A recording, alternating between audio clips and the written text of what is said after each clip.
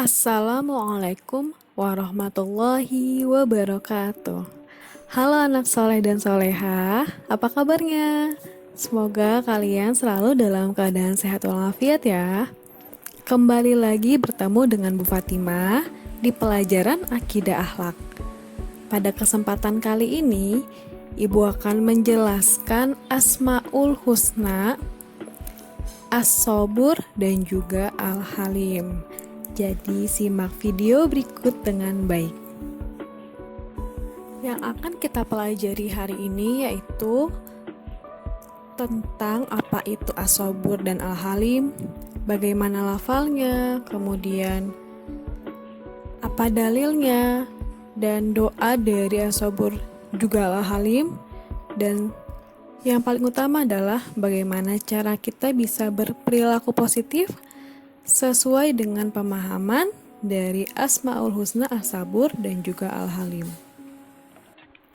As-Sabur artinya yang maha penyabar. Dialah Allah yang maha penyabar yang menyukai dan menyertai orang-orang yang bersabar. Sifat sabar Allah melebihi segala sifat sabar makhluknya. Seperti manusia. Karena Allah memiliki sifat maha sabar, maka Allah juga memerintahkan manusia untuk menanamkan sifat-sifat ini. Allah sangat mencintai manusia yang sabar, sebagaimana firman Allah dalam Al-Quran surah Al-Baqarah ayat 153. A'udzu billahi minasyaitonir rajim. Bismillahirrahmanirrahim. Ya ayyuhalladzina amanu sta'inu bis-sabri was-shalah. Innallaha ma'as-sabirin. Shadaqallahul azim.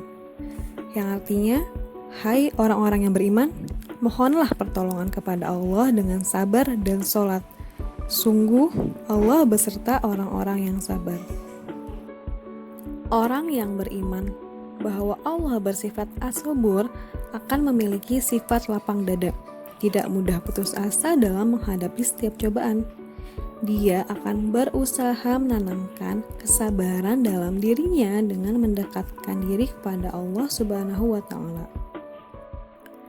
Sabar artinya tabah menghadapi ujian atau cobaan. Allah menyuruh kita sabar dalam hal berikut. Yang pertama, menjaga diri dari perbuatan yang tidak baik. Sebagai contoh, misalnya kalian sedang piket kelas. Kemudian kalian menemukan pensil, pulpen, atau penghapus. Nah, alangkah baiknya kalian tidak boleh mengambil barang-barang tersebut. Tetapi keesokan harinya kalian umumkan di kelas siapa pemilik barang tersebut. Siapa tahu teman kalian kehilangan. Coba kalau kalian mengikuti hawa nafsu ingin mengambil barang tersebut, berarti sama saja kalian mencuri. Kan itu merupakan hal yang tidak baik. Yang kedua, terhadap kesusahan dan penderitaan dalam menjalankan kewajiban-kewajiban agama. Sebagai contoh, ketika kita harus bangun pagi untuk sholat subuh, pasti sulit bagi kita semua untuk bangun pagi, karena kan kalau misalkan kita ikutin hawa nafsu nih, pengennya tuh ya bangun siang. Ya kalau kita bangun siang, resikonya sholat subuhnya ketinggalan.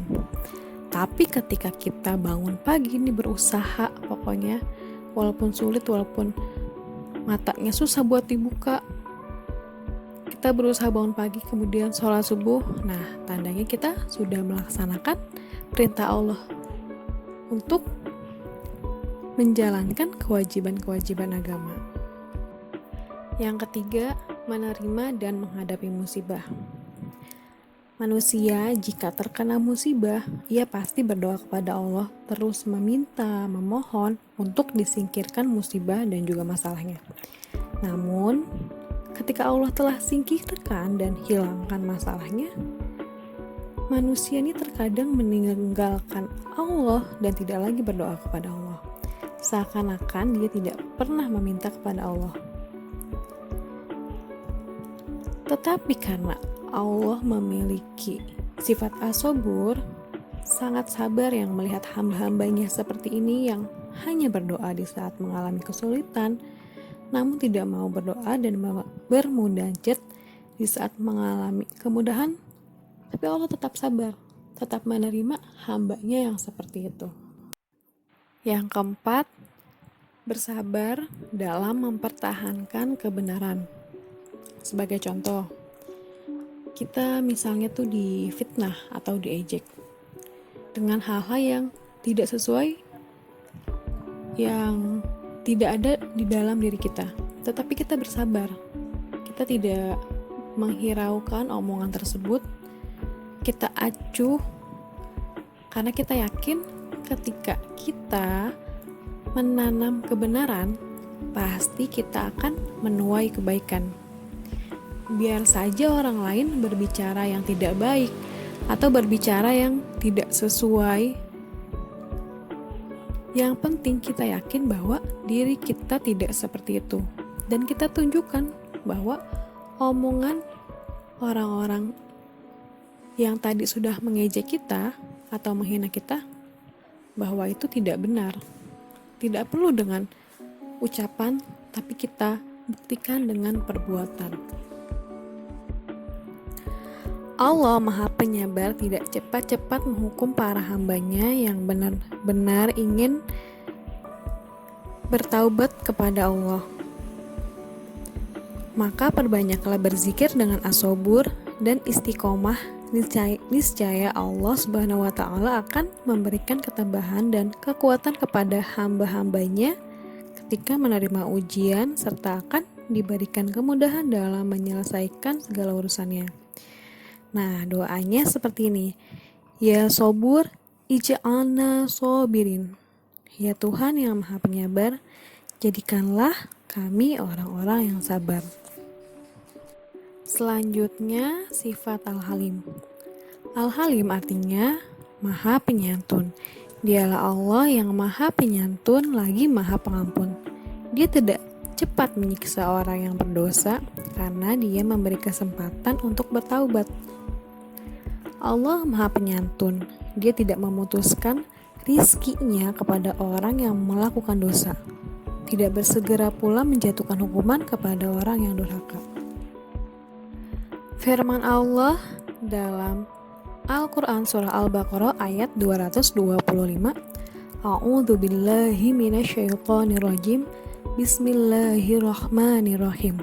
Wallahu ghafurun halim.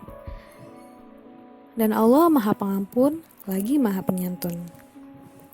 Lafal asma Allah ini disebut dalam Al-Quran sebanyak 15 kali.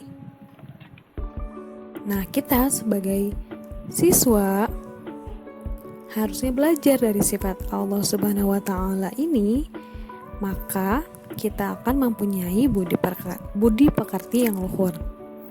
Jangan sekali-kali membalas keburukan dengan keburukan lagi.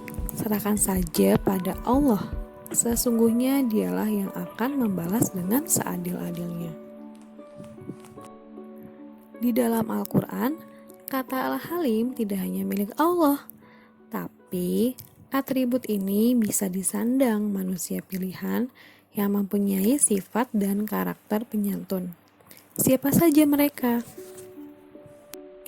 Mereka itu adalah Nabi Ibrahim, Nabi Ismail, dan juga Nabi Syuaib. Pantas jika Nabi Ibrahim mendapat gelar Al-Halim, karena kesabaran dan kesantunannya di luar batas-batas normal. Sekalipun diusir oleh ayahnya karena keyakinannya, beliau tidak marah, apalagi membencinya. Ia malah mendoakan agar Allah Subhanahu wa Ta'ala berkenan memberi ampunan kepada orang tuanya. Padahal Allah telah mengingatkan bahwa mendoakan orang kafir, sekalipun orang tuanya sendiri, adalah perbuatan sia-sia dan diharamkan oleh agama. Sekalipun begitu, Allah tetap menghargai sikap santun dan sabarnya Nabi Ibrahim dengan pujian, bahkan diberi gelar Al-Halim. Nabi Ismail juga demikian.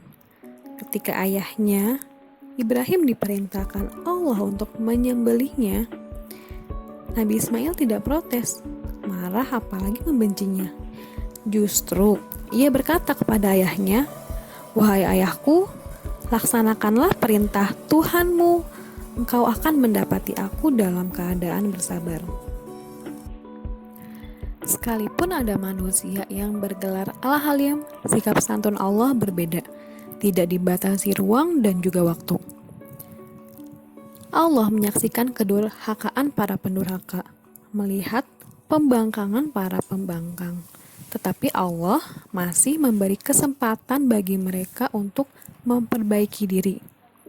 Allah begitu santun walau kekuasaannya meliputi langit dan bumi.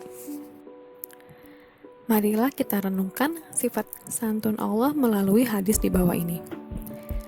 Seorang hamba Allah melakukan dosa, lalu berdoa, "Wahai Tuhanku, ampunilah dosaku." Allah berfirman, "Hambaku telah melakukan dosa, tetapi ia tahu bahwa ia mempunyai Tuhan yang akan mengampuni dosa atau menghukumnya karena melakukan dosa." Kemudian hamba tersebut melakukan dosa lagi, lalu berdoa, "Wahai Tuhanku, ampunilah dosaku." Allah berfirman, "Hambaku melakukan dosa, tetapi ia tahu bahwa ia mempunyai Tuhan yang akan mengampuni dosa dan menghukumnya karena melakukan dosa. Oleh karena itu, berbuatlah sesuka hatimu, aku akan ampunkan dosamu." Supaya kita menjadi penyantun, untuk itu hendaklah kita berdoa dengan ucapan, "Ya Halim, zayyina bil hilmi." Ya Tuhan yang Maha Penyantun, hiasilah hidup kami dengan sikap penyantun.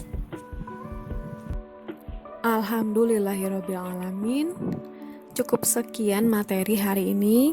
Semoga kita dapat mengikuti serta berperilaku positif sesuai dengan sifat Allah, yaitu as-sabur dan juga al-halim. Kita selalu belajar dan kita selalu berusaha agar bisa mengamalkan sifat-sifat tersebut. Terima kasih atas perhatiannya. Jika ada yang ingin kalian tanyakan, silakan tulis di kolom komentar. Kalian juga boleh share video ini ke teman-teman kalian melalui medsos yang kalian punya. Sampai jumpa pada pembelajaran berikutnya. Wassalamualaikum warahmatullahi wabarakatuh.